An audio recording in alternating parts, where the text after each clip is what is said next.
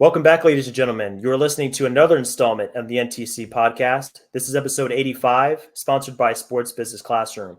Aaron Washington here, your host. Glad to be back with you guys as the regular season officially kicks off. Yesterday, we had two great games. Tonight, we have another 12 awesome games. So we're going to dive into those here tonight, as well as a few significant extensions that were signed over the past couple of days. Anil Gogna is back on the pod, guys. It's been a hot minute, but we're glad he's back. He had a great pod with Jake Fisher of Yahoo Sports just a couple of weeks ago. But he's our cap specialist, and he's got some great insight for you guys here as we get into another pod. So, Anil, glad to be back with you, man. We're going to power through the technical difficulties here tonight. But in any case, looking forward to a good time, man. Awesome, man. Thanks for having me back. I'm glad to be back on after a busy off season. We got some exciting games on opening night and tons of more games on the next night. But yeah, the off season was super busy all the way up right to the deadline with loads of extensions coming in. So looking forward to talking about them. You're not kidding, man. When you say last second, it was literally last second. Going back to the deadline just a couple of days ago, there's a cutoff. And, we got the extension news right up until the deadline pretty much, maybe like 20 minutes before. So, it got done. Some we weren't expecting, some we were expecting.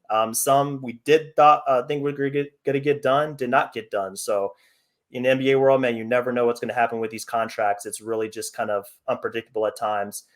But to put that on pause here for a second, we want to dive into the two games that we saw last night that kicked off the NBA season. So we really got hit with two blockbuster matchups. We're going to start here with the Lakers-Nuggets matchup. The Lakers-Nuggets Western Conference duel from just a few months ago that ended in a sweep for the Nuggets. So the Lakers got another crack at the Nuggets here. Did not end well for them. The Lakers got down by as many as 18 points in this game. The Nuggets really just hit the ground running in this matchup. You look at this team, the way they were operating on both ends of the floor, offensively, defensively. They were connected. They were on the same page. They just looked like a team that just won a championship.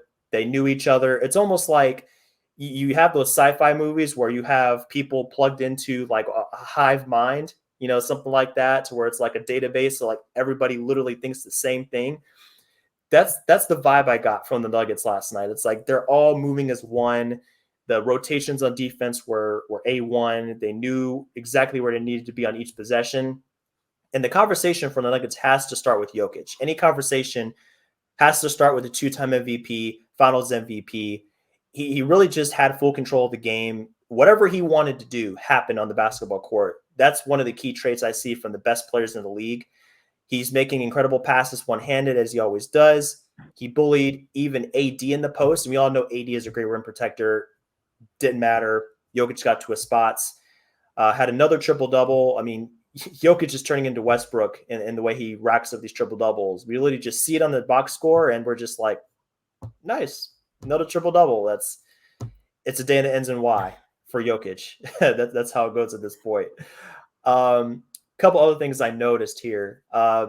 Their transition offense here, Neil, was really something impressive. Lakers had some miscues. Nuggets made them pay every time. The Nuggets just really know how to get up and down the floor, and they have some athleticism. I mean, you look at Aaron Gordon and MPJ, you can't really turn the ball over against these guys. I mean, their half-court offense is already good enough. When you pair it with the transition offense off of live ball turnovers, you're really just trying to create a snowball effect. Their shooting, their ability to attack the rim, their ability to attack mismatches also really stood out to me. They're the best team in the NBA when it comes to punishing teams for switching. Aaron Gordon is going to take you to the rim. Jokic is going to take you to the rim. You put a slower defender on Jamal Murray, he's going to take advantage. So across the board, I mean, this team just really knows how to operate. They have a great coach, a great system, the best starting five on the floor. The advanced stats will back that up. So really just impressive stuff from the Nuggets here. So that's kind of my initial takeaways here, just looking from Denver's perspective. For you, Anil, if we switch gears to the Lakers and how they fared in this matchup, obviously they lost. It didn't go the way they wanted. 119 to 107 was the final score. What were some of your initial impressions on the Lakers side? And, do you really feel like they're going to be able to have a chance against the Nuggets here? For kind of looking forward towards more matchups in the regular season or even into the potential rematch in the playoffs. Yeah, it's interesting because coming off the off season, everyone was talking about how the Lakers had this terrific off season, which they did. But the talk was they knocked it out of the park. They re-signed D'Angelo Russell, Rui Hachimura, Austin Reeves.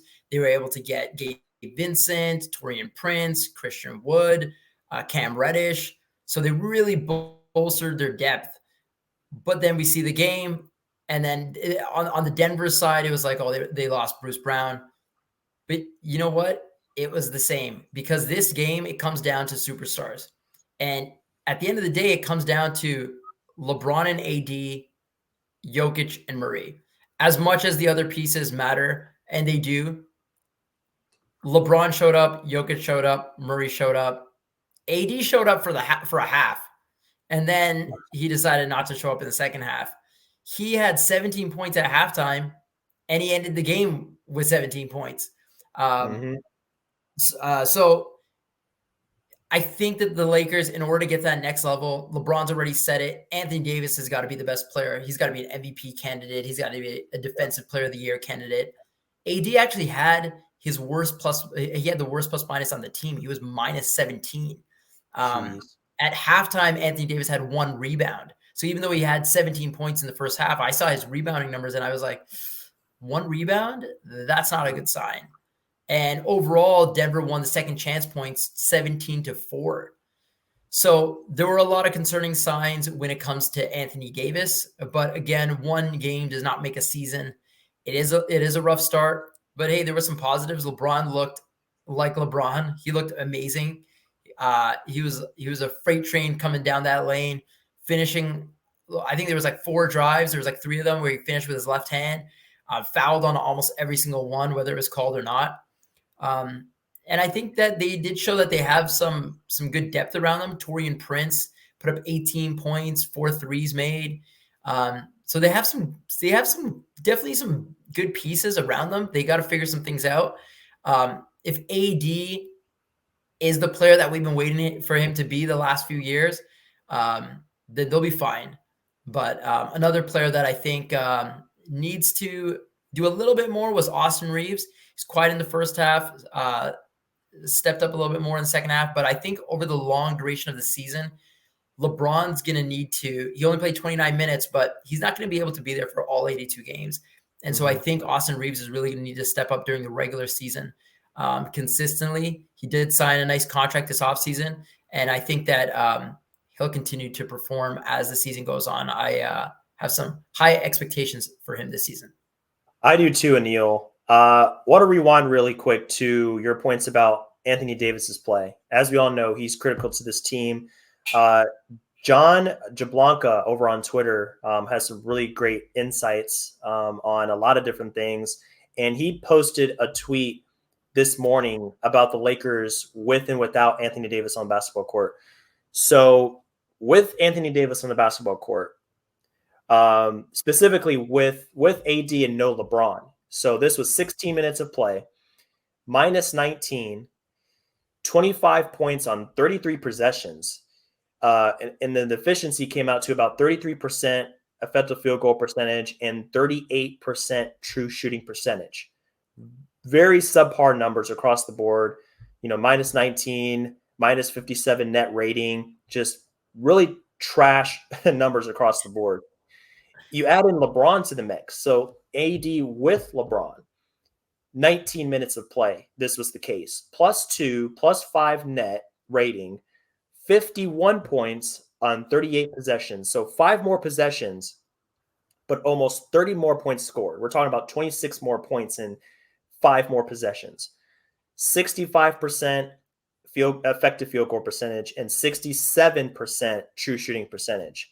So that's a problem, because if LeBron is going to play 29 minutes, as you said, and AD is going to have the worst plus minus on the team, as you said, that's not a good combination. You really need AD to be more effective, or you need LeBron to play more minutes, because the two of them on the court together fared really well. But it was kind of like the same story that we've seen from all these LeBron teams over the past, like his whole career. It's like LeBron leaves the game, the numbers plummet, the Nuggets go on a run. They're way more susceptible to lapses, especially on offense. Because the truth of the matter is, LeBron is not going to be the same level of stopper as he was earlier in his career. He kind of takes plays off. He kind of coasts.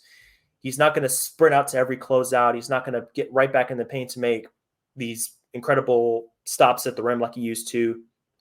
But his ability to kind of dictate the game, the pace of the game on offense is really important. And I honestly think he needs to play more than 29 minutes for them to really have a chance. There was a portion of the game last night, I think it was around the 8-minute mark of the fourth quarter, where he came out and they had it in the single digits. And, it was another period of the game where they got close to closing the gap to where they lost it again. They lost the momentum. So I really think he needs to kind of end up at around 31 to 32 minutes. Last season, if I'm not mistaken, he played about 35 minutes a game. So I'm cool with them bringing it down from 35 because he is almost 39 years old, as hard as that is to believe.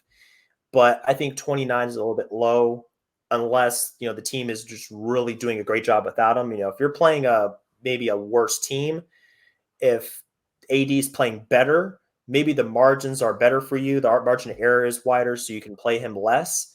But in these really marquee games to where the margin of error is slim, I really think he needs to play more minutes. So that's kind of where I'm at with that. Going from there to some of the role players, yes, Reeves looked a little bit pedestrian, a little bit average. But Torian Prince, like you said, did have a great game. 4 3-pointers made out of 6.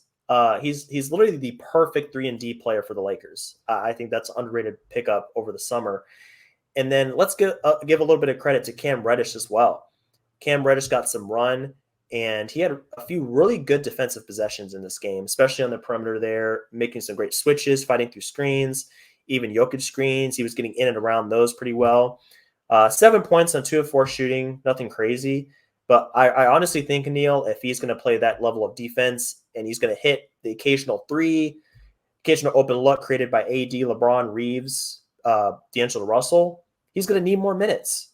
So just kind of wanted to throw those in, kind of bouncing off your points.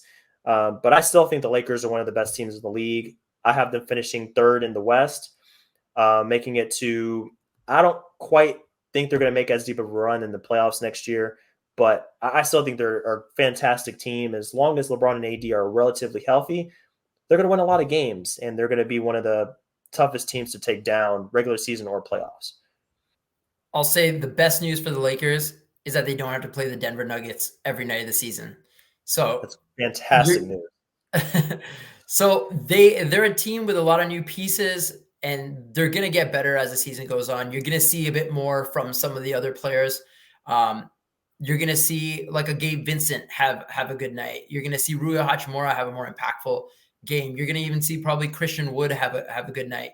But they were up against a well-oiled machine, the best machine in the NBA, who has the best player in the league. So you know what? They had some bright spots. They had a lot of low spots, but they got some work to do. And it's a marathon. It's not a sprint. So we'll see how they do. But I think that the Lakers will improve, and there's gonna be a lot of pressure on Anthony Davis this season. Lakers fans, take a deep breath. I'm pretty sure the Lakers are not going to go 0-82 this season. They'll be fine. They have one of the best duos in the league, and they have some great depth. So I think that needs to be emphasized as well. There's going to be a lot of different guys that get minutes. Jared Vanderbilt didn't even play this game.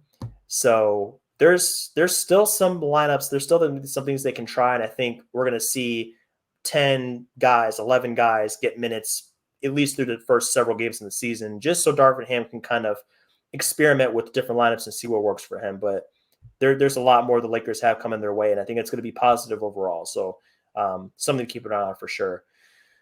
Moving on to the second matchup of the night. This was a really fun game between the Suns and the Warriors. It was a little bit more of a slog than the first game. I think when we got to, I think it was halfway through the third quarter, these teams are still in the 60s. So especially the first half to almost 3/4 of the game, it was kind of rough there. Golden State only shot 35% from the field. I think Phoenix was in the 40s. So, I mean, this wasn't a shootout. This wasn't one of those games to where teams are hitting shots back and forth. Uh, but the big takeaway for me in this game is just the way that Booker kind of reintroduced himself to the league after an incredible playoff run. He had a case for the best playoff run numbers wise in the entire league. I mean, he was phenomenal those 2 rounds playing for Phoenix there with KD. So he assumed the quote unquote point guard role for the Suns in this game. He had 8 assists, made some fantastic passes, especially down the stretch. He did have 6 turnovers, which is a little bit disappointing, but I mean, when he's had a lot of pressure on him, there's a lot of doubles coming his way later in the game, which forced some of those turnovers. I think he just needs to be a little bit better about making the pass a little bit earlier when the double team comes. But I mean, Booker's still a great facilitator, and it's nothing to be too alarmed about. I put up a poll, Anil, on Twitter earlier today, asking people, my followers, if they believe Devin Booker is a top 10 player in the NBA. 27 people voted. 63% said yes, he is a top 10 player today in the NBA. Do you agree that Devin Booker is a top 10 player in the league? Just want to put that out there for you. I do agree that he's a top 10 player.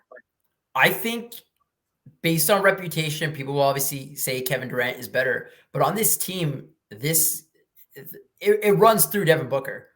Devin Booker is running the offense. He had 8 assists to Kevin Durant's 3 assists. He had 32 points to KD's 18 points. Booker, of the two, was better in the playoffs. They both had a good run, but Booker was unstoppable. Booker was amazing in the playoffs, and I expect Booker to be an MVP level candidate this season. I do think it's going to be difficult for him to win it with a co-star like KD.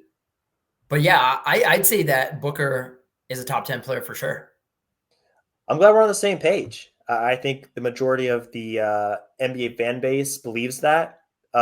His past playoff run proved that. Last night proved that. It reinforced that idea. Yeah, he straight up, he was phenomenal. 32, 6, and 8 was his final stat line. Pretty efficient as well in those minutes. So, I mean, Booker, he's the guy here. He's leading the team. As great as KD still is, Booker is the guy. It's kind of like the passing of the torch that we talked about with the Lakers. It's like, hey, LeBron is still LeBron. He's still fantastic. But if the team wants to get as far as that they believe they can, it's going to have to be Davis. It's going to have to be Booker. They're going to have to take on that role as the number one on this team. And Booker showed he's up to the challenge. So bouncing off the amount of turnovers he had 6 turnovers. The Suns as a whole had 19 turnovers. That really almost cost him the game right there. Just way too many miscues from the entire roster.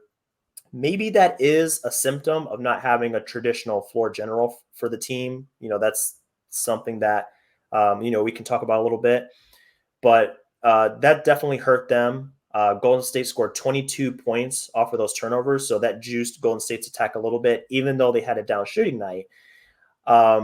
If we're talking about role players tonight, because we have to give these guys their due, Taurean Prince was great for the Lakers. Josh Okogie for the Suns was awesome. I think he had an A+ game. He was fly. I mean, this is the Josh Okogie experience.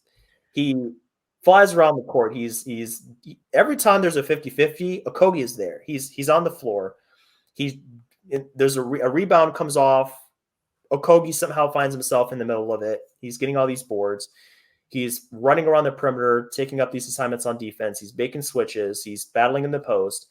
He just did whatever was required of him. And I really think, even before this game, I believe that Okogie should have been the 5th starter. Especially after this game, I think Okogie needs to start. When Beal gets back, Okogie needs to be the 5th guy. Especially if he's going to give you some scoring. 17 points last night. Some really good stuff. Hit some outside shots. That's icing on the cake. And to kind of complete the attack, if we're talking about the perimeter with Booker, down low is Nurkic. He takes the place of Ayton, and a double-double. That's pretty standard for Nurkic. He's underrated. He's one of the best screen setters in the league. He's a really good passer for his size. and he's a low post threat against almost any big in the NBA. So got to give those guys their due. The Warriors almost pulled this game out even with their offensive struggles. So I mean, it's not like it was a blowout in any kind of way. Uh, the Warriors did have a 27-5 run in the third quarter. Want to highlight that as well. It's a classic third quarter for the Warriors. So it was a 108-104 final score.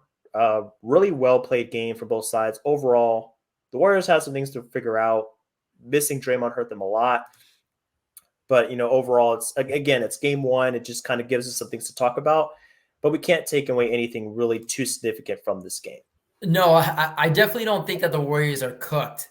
But I do think in this game, it showed it was a Warriors that was trying to figure themselves out. After being such a stable team for so long, we saw a new player at the head of the snake. We saw Chris Paul being the ultimate playmaker. He had 9 assists. Steph Curry had 1 assist. That's not typical for the way that they run their offense. Obviously, Steph plays off the ball, but I think when Draymond comes back, things will kind of sort themselves out a little bit more. So I do think that we're going to see some adjustments. Golden State also shot only 23% from three-point range. They were 10 of 43 shooting, and yet they only lost by 4 points. You mentioned how great they were in the third quarter. That's typical Golden State. I do think that they have, it feels like they're trying to work through some things. And I think that in the last couple of years, they tried to work Kuminga and they tried to work Moody in. This season, they have to figure out their roles on this team. And I think that they're going to need them to be significant contributors. Also, Steph was a -9 in terms of plus minus, and you don't typically see that. So I think that the Warriors will be fine. I actually have them finishing, though, as a play-in team. I think that the West is super competitive. There's a lot of really good teams. So I think that they'll fall somewhere between 8 and 12. From the Phoenix perspective, I just wanted to add that, they're playing without a traditional point guard. So nights where Booker has 6 turnovers, I don't think that are going to be that far-fetched. It's not easy just to go from a scorer to scorer and playmaker. Now to make some of those other players around him better, that's a big adjustment. And there's a reason that most teams have a traditional point guard, and then they also have their dynamic scorer. But I think from Phoenix, one thing that I thought looked really good was the production that they got from their center position. Nurkic, as you mentioned, was 14 and 14. Drew Eubanks, he was also 4 points, 7 rebounds. So in total, they got 18 points and 21 rebounds from their center position. That's pretty solid. If they can get that type of production on a night-over-night basis, I think they're going to be in a good position here. So yeah, this is also without Bradley Beal. It's also without Draymond Green. It's the first night of the season for teams that are going to look significantly different by the end of the year. So we'll see how they go, but I do think that Phoenix is going to be a top 4 seed, and I do think that Golden State will probably be a play-in team. Well, Anil, I gotta say, a little bit surprised that you have Golden State possibly finishing lower than 8th. When I created my season predictions, I had Golden State somewhere as a middle playoff tier, somewhere between 4 and 5. I had them 5th initially, and then the Grizzlies lost Steven Adams, so I moved Golden State up a little bit. So definitely interesting. I mean, I think it's possible. Especially if Kuminga and Moody don't really come around for them. They don't give them that backline support because, I mean, we saw Klay Thompson last night. There were times where Klay Thompson was just really just off. His shot was not falling. 6 for 18 was his final shooting tally. And, I wouldn't be surprised if he has a few more nights like that. So they're going to need more support, firepower from the bench. So that doesn't come around. I mean, sure, I could see them in the play-in as well. I think it is possible. It's going to be something to monitor, especially now that CP3 is in the fold. He himself had an off shooting game for 15, but he made his imprint on the game in other ways. Just taking care of the ball, having a really good pace with the game was good for him. To your point about Booker, being a point guard here. Um, Definitely agree that his turnovers percentage could be higher this season because of the role he's assuming with the ball in his hands more. It got me going back to the 18-19 season, back before the Suns were a contender and they had all this great talent. Devin Booker, back in 18-19, he played 15% of his minutes at point guard out of the 2,200 minutes he played in the season. What's interesting is that I looked at the turnover column and he had 153 bad pass turnovers that season, the highest of any season in his career. 69 lost ball turnovers. That is the second highest of his career. So you look at the turnovers in his role at point guard, there's a correlation. So I think that reinforces your point about him being a point guard and the team possibly having to deal with more miscues as a result. It's just the way it goes. You handle the ball more, you're in control of the ball more, it creates more opportunities for you to make a mistake. And not everybody could be point god, where you have 0 turnovers in 20 straight games. Like there's only one guy, that could really have an imprint like that as far as taking care of the ball. So we got to cut him some slack. I would like to have a little bit less than 6. That's a little bit rough, but 3 to 4, you can live with that, and it's not too much of a shot in the foot. So just wanted to point that out. I think it was really interesting that, Booker does have experience on the ball, especially in his early years. But this year, it's a little bit different having that amount of talent around him. Something else I wanted to highlight, I saw this on Twitter very quickly. The Suns would routinely put either like an Eric Gordon or a KD, something that's a really strong shooter, one pass away from Devin Booker to give him more space to operate one-on-one. If KD is one pass away, Clay is probably not going to come all the way over to help on Booker if Booker has a one-on-one situation. The same thing for Eric Gordon. Eric Gordon could pull up from pretty much 30 feet if he wants to. So when that situation is going on, there are a few clips I saw on Twitter where Booker is operating, and it's not that the defender doesn't help at all. It's just that they sag far enough off, sticking with their man like KD or Gordon, that Booker has just enough space to like get by his defender, not run into a second defender. Or he's operating, trying to get a mid-range shot, and he doesn't have to worry about somebody else coming over to affect the shot. So it's just those little wrinkles there that really is just going to allow Booker to have an incredible season. Yes, his numbers probably aren't going to be good enough for him to win MVP, like you said earlier, but his efficiency and his all-around just like his impact on the game in a positive way is going to be huge all year long. He's going to be phenomenal. No doubt about that. It's kind of like what KD realized what he worked with when he went to Golden State, to where his numbers, his efficiency was just sky high because you're playing next to Curry and Clay. And when the defense can't double you and you're that good of an offensive threat, it's just going to open the floodgates, so to speak. So just wanted to point that out, just something to keep in mind for, for the Suns. They're going to be deadly. But yeah, I think the Suns are a little bit more ready. They look like they're ready to kind of just rack up the wins a lot more than Golden State. I think Golden State has a lot more questions facing them right now after their first game of the season. Yeah, I think Phoenix is going to be an offensive powerhouse. And they literally have 3 guys that for the majority of their career have always been a first option that are now, 2 of them are going to be a second option or a third option. And any of those guys is capable of putting up 40 any night. So it's going to be fun to watch that team. But, they usually say from college to the pros, the hardest position for a player to get adjusted is the point guard position. So now we're seeing it live mid-career where Devin Booker's natural instinct is to score. Now sometimes he's going to have to subdue that instinct in order to play make instead. So that's going to be a significant adjustment, but I'll be interested to see how he does. Absolutely. So let's move into another segment here to where we're going to cover some of the big time extensions that were signed here in the NBA over the past few days. We want to start with the elephant in the room. Giannis, the Greek freak, is sticking in Milwaukee. It looks like he got a 3-year, 186 $186 million max extension, veteran extension from Milwaukee. Uh, that's going to put him on their books at least until 26, 27, possibly even 27, 28, just depending on how the option works out and everything like that. So that is a significant development for the Bucks. It kind of takes a little bit of a weight off their back.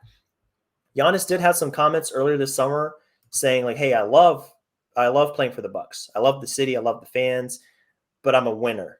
I want to be in a place to where I can win." So the front office saw that. I think it kind of gave them a little bit more of a kick. It's like, hey, like I'm here, but you can't take me for granted.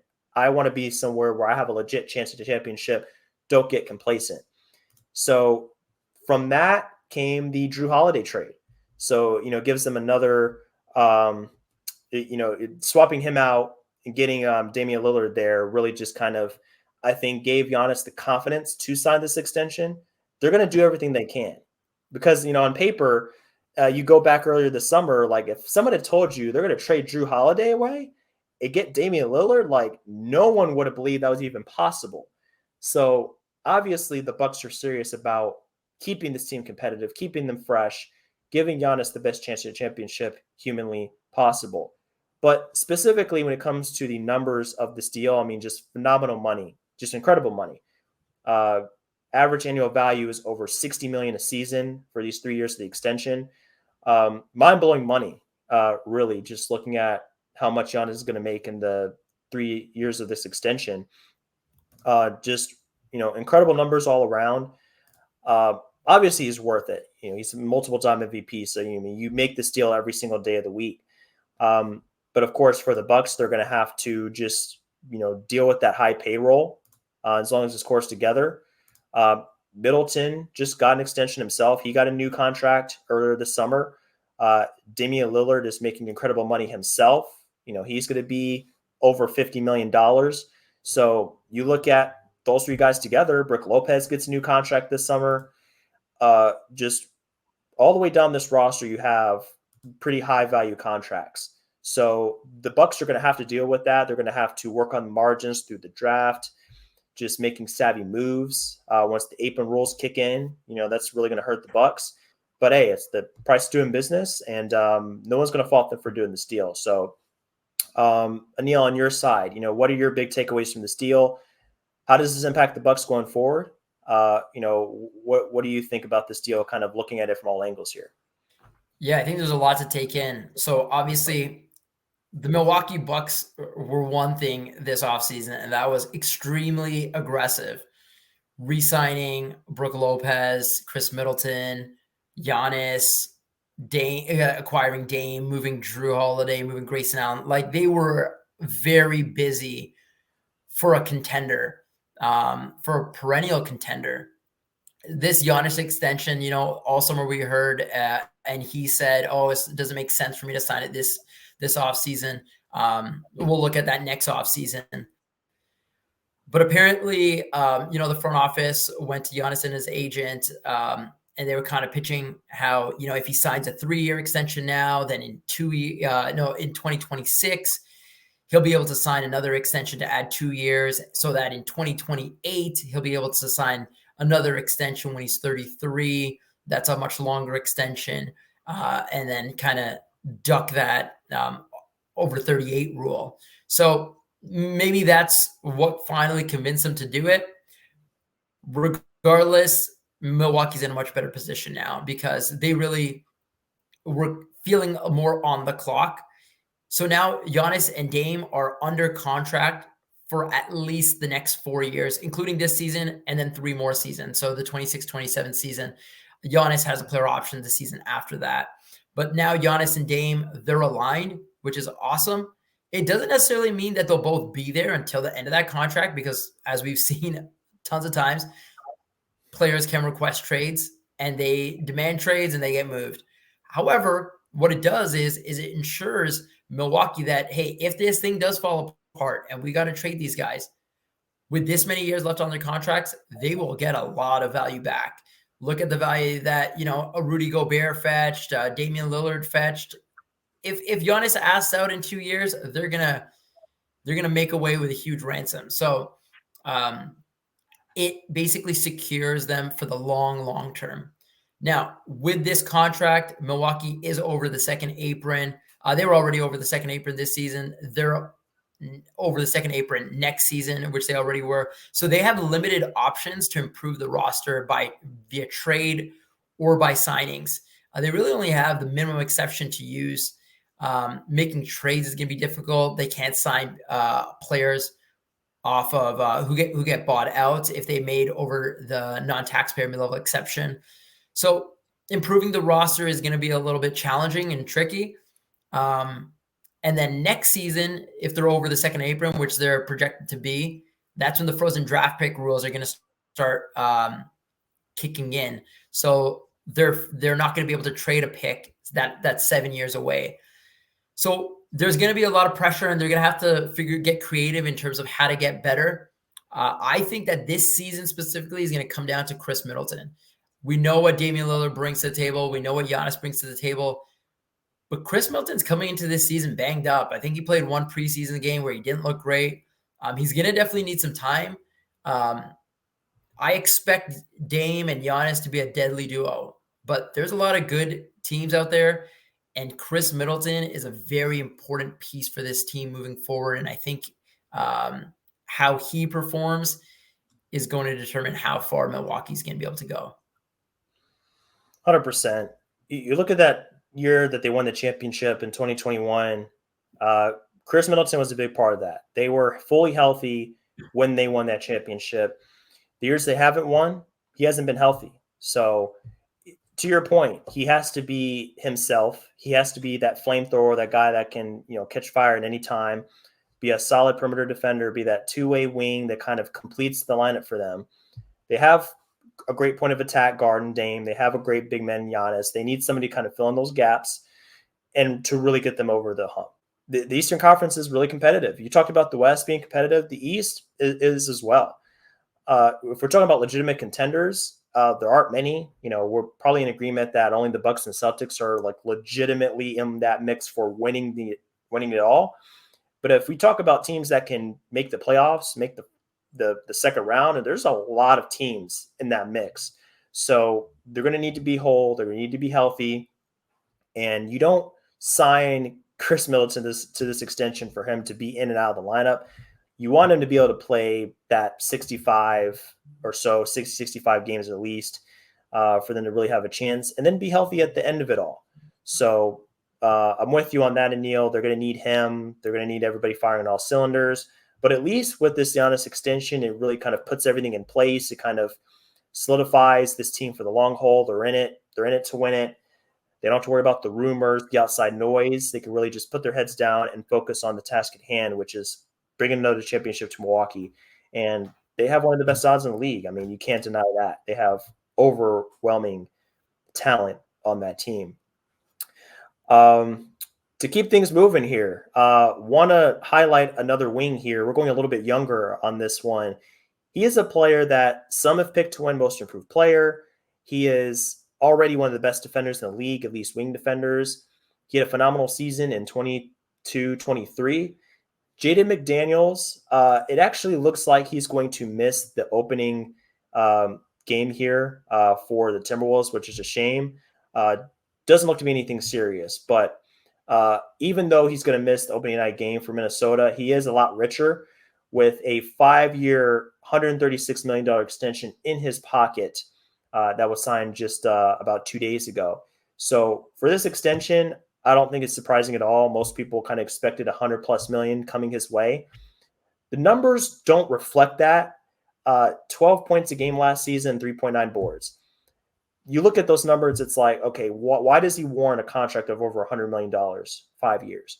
Well, like I mentioned before, premier defender, he's already an all defensive team level guy. Those guys don't grow on trees. That's very valuable. He also has the upside to be a featured player on offense. You go watch some clips from him last season. He can create his own shot, especially in the mid-range. He's a lengthy guy, about 6'9". He can really do a lot on the offensive end. He kind of expanded his offensive repertoire last season, which is where the appeal comes from. So for the Timberwolves, they're looking at their core. They have the big men.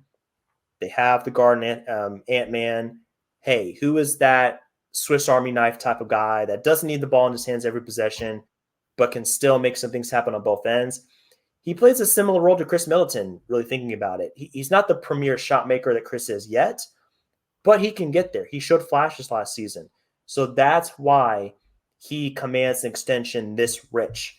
So for the Timberwolves, now they've solidified their place in being in that one of those upper echelon spenders in the luxury tax. And I did the math. I mean, they're not far off of $130 million next season between four players. If you add in the salaries of Cat, Gobert, Edwards, and McDaniels, I mean, somewhere between 120 and 130. And on our site here, a no trade clause, we project the salary cap for next season to be 142.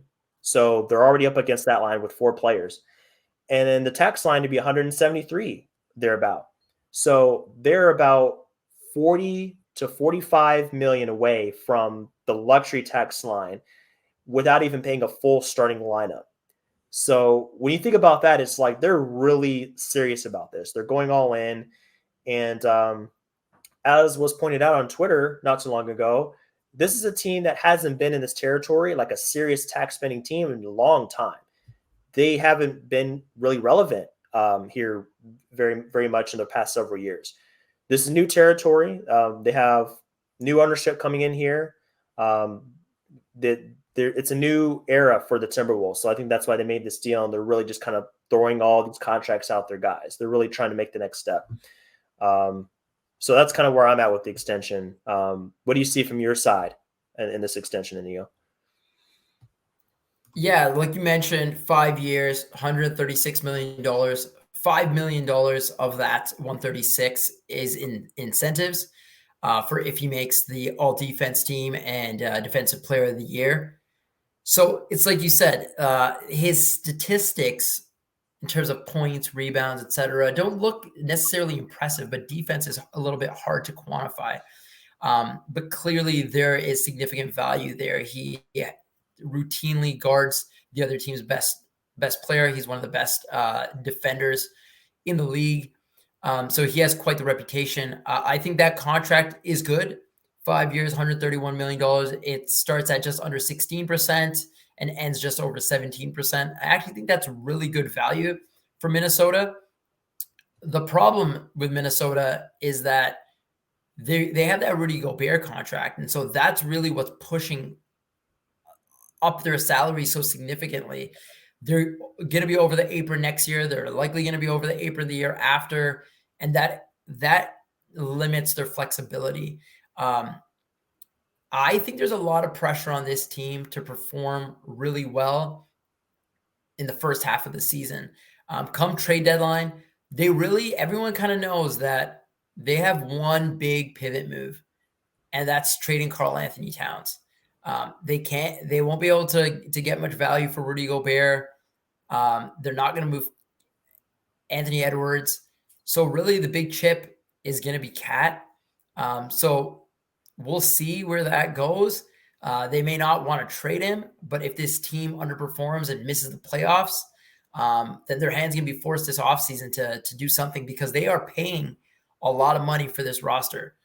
I think that this Jaden McDaniels signing is really good on its own, but I think that the team and the front office has to make some decisions on what are the expectations.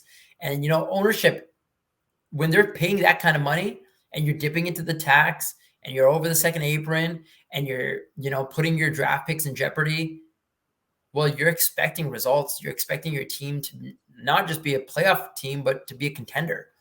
So we'll see what happens here, but I'm a little nervous for Minnesota. And then, this is the final season of Mike Conley's contract as well. So what's their solution at point guard long-term?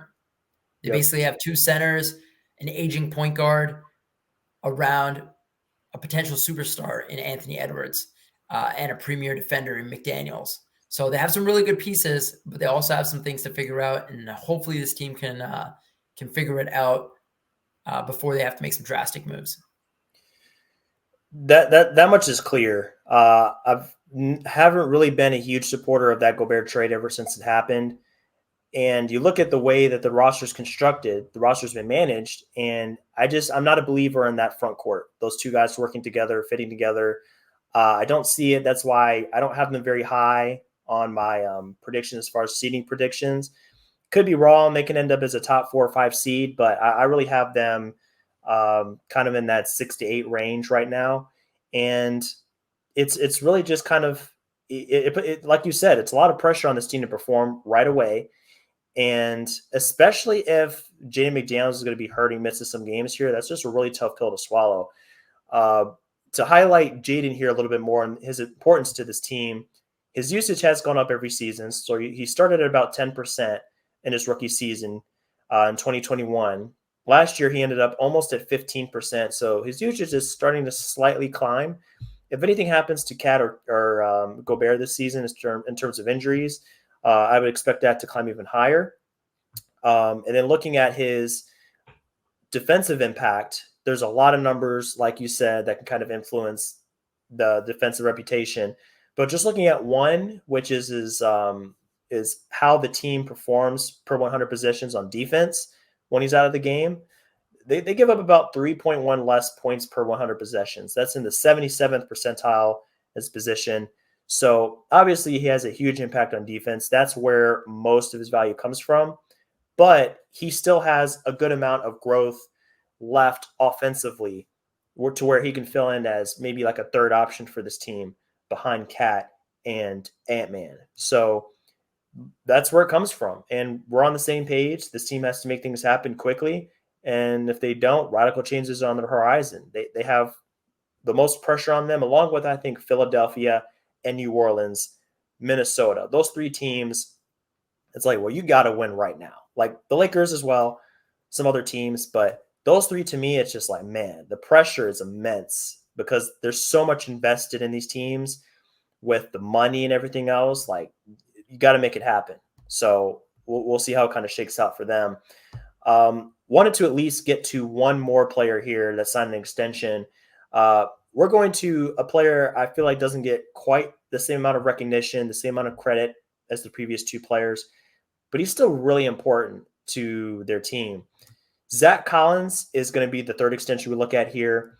His extension is only 2 years, about $35 million in total value. And he's the starting center for the Spurs alongside rookie phenom Wembanyama. And Zach Collins, the fact that he only played 11 games in 2.5 years, and now he's solidified a $35 million extension here. Not long after that, basically 1.5 seasons with San Antonio to where he played really well. That speaks volumes to the way he's kind of reinvented himself, the way he stayed persistent, and really just kind of he found an identity. I think that's where his value comes from. You watch him on the basketball court, he is a bruiser, he is a hustler, he's a high motor guy, gets boards, defends the rim pretty well, and he's a really good passer for his position. About 4 assists per game last season. That's pretty good for a guy that plays the five, in or around 4 assists a game. I think when he got drafted to Portland, he was more of a four. They wanted him to space the floor, be a spacing four, play a little bit more outside of the post. But now he transformed himself into that rugged guy. He's not afraid to pick a fight, and it's all played into his benefit and the Spurs' benefit. So that's kind of what I see from an on-court perspective. I think it was a no-brainer to extend him. Assuming he stays healthy, he's going to be a critical piece for this team because Wemby isn't ready to play the five full time. I don't know if he's ever going to be a true five full time. That's why Zach Collins, kind of like what Steven Adams has done for Jaren Jackson, those players that can't quite play the five all the time, in spurts they can, but they don't have the bulk. They're not built to play the five full time. They're a little bit leaner. They take threes. They handle the ball. So that's Zach Collins in a nutshell. Doesn't get enough credit, but he can score, he can rebound, he can pass. So that's where his value comes from, and that's why the Spurs decided to keep him around for 2 more years. So on court, he has great value. What does it mean for the Spurs books? They're a little bit more clean than the previous two teams we discussed a little bit earlier. Yeah, so I'll just say about the Spurs, obviously all the attention this season is going to be around Victor Wembanyama. A lot of people, look at him with shoes on. I think he's 7'5". A lot of people think, oh, you're 7'5", like you're probably going to play the five. Victor Wembanyama is probably not going to be a five. His skill set and his game and even his size, not his height, but his weight and his strength, probably have him playing the four instead. So, the Spurs want to make sure that they have a five next to him so he doesn't have to put that wear and tear on his body. I feel like the Zach Collins extension was a bit of a feel-good story in the NBA. Like you mentioned, he played 11 games over about two and a half seasons, riddled with injuries. In his first 7 seasons, including this coming season, he's made $38 million. In the next 2 seasons after that, he's going to make $35 million. So the Spurs could have waited, actually, especially with an injury-prone player like Zach Collins has been. He was entering the final season of his contract, so that means he could have signed his extension anytime up until June 30th. So the Spurs didn't have to give him this contract. What if he gets injured, as he has in the past? So the Spurs decided to reward the good season he had last year, give him some assurance, put that faith in him, and reward him with a contract that I think that, he deserves. And I think it's great to see him get that contract because I think he'll be also a great mentor next to Victor Wembanyama and a good locker room guy. So, the Spurs have tons of money, so it's not a money issue. I think that he's a good fit. I'm interested to see the other pieces that the Spurs eventually put around this team, but I think it makes sense. I was a little surprised to see the extension given to him so early. I thought maybe they'll see, maybe how he plays next to Victor, see if he remains healthy. But I think, like I said earlier, I think it's a feel-good story that they gave him this extension now. 100%. It's really just, it's great to see that the Spurs investment in him has paid off. A lot of times gambling on an injury prone guy, even at a low salary, doesn't really work out for you. But, you got that initial deal from the Spurs, and I believe a good amount of that was non-guaranteed money. So that built in some insurance on their end, just in case he did suffer some of those injuries. But he kind of proved that he could stay healthy for the most part. I remember down the stretch of last season, I think he had a couple of nagging injuries that caused him to miss some games. But I think he could have played. I think it was more of like playing it safe with him. They wanted better odds in the lottery, so they probably took it easy on him and a couple other guys in the lineup to be able to get a couple more losses under their belt. So, yeah, there definitely is some risk here. But, for the Spurs, I guess they've seen all they need to see. Playing him with Wembanyama on paper seems great, and preseason seemed like a good pairing. And they complement each other really well. Wembanyama still needs to, add some bulk. He still needs to get accustomed to playing in the post a little bit more. But, if you have a Zach Collins there, it's kind of a built-in buffer to kind of take some of the pressure off of him. I mean, yeah, why not give him some money? Life-changing money for Zach, as you mentioned, all those years combined, he's just barely hit what he's going to make in this extension. So really good stuff. We'll see what happens next with the Spurs as far as their cap sheet goes. Like you said, right now it's pretty clean.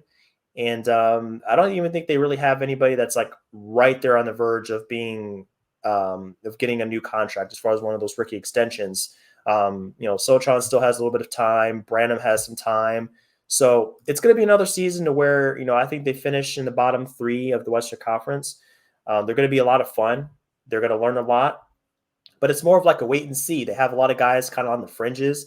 Julian Champagny, is he a long-term player for them? Looking at Branham, is he a long-term player? Is Blake Wesley a long-term player? Like, there's a lot of experiments on this team. So they got to figure all that out before they start to invest more money into the team. But for now, they have a few guys they've locked in. Keldon Johnson's locked in. Now Zach Collins is locked in. And, eventually, if everything breaks right, Wembanyama's going to be locked in. He already looks like the real deal. So excited to see where this team goes this season. Even if the losses do pile up, they maintain a lot of options, both financially and on the court. And the sky's the limit for these guys as long as they continue to draft well and Pop is on board.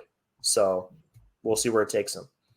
Yeah, I think it'll be interesting to watch the Spurs. Obviously, like you said, they don't have a lot of decisions in terms of like rookie skill extensions that are coming up in the next year or two.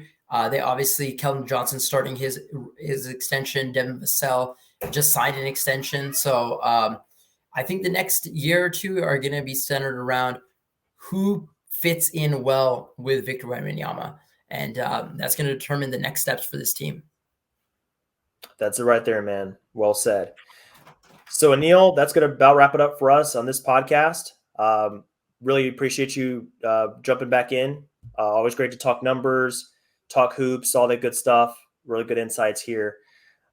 If you want to check out more of our content here, notradeClause.com is where you can find it. Anil has done an awesome job on the cap sheet percentage page. So if you guys are looking to see how much of the cap these new extensions are going to take up for these teams, be sure to check out our website. That's all there for you. Our YouTube page, our Twitter and Instagram is all there for you on screen, so you can check that out. So yeah, Anil, I think it's time to go check out some of these games from for this next opening night here, see how everything breaks out. But yeah, thanks for jumping on again, man. Always a great time. Thanks for having me, buddy. Absolutely. So everybody take care, enjoy these games, enjoy the opening week of the season, and we'll catch you on the next installment of NTC. Have a good one.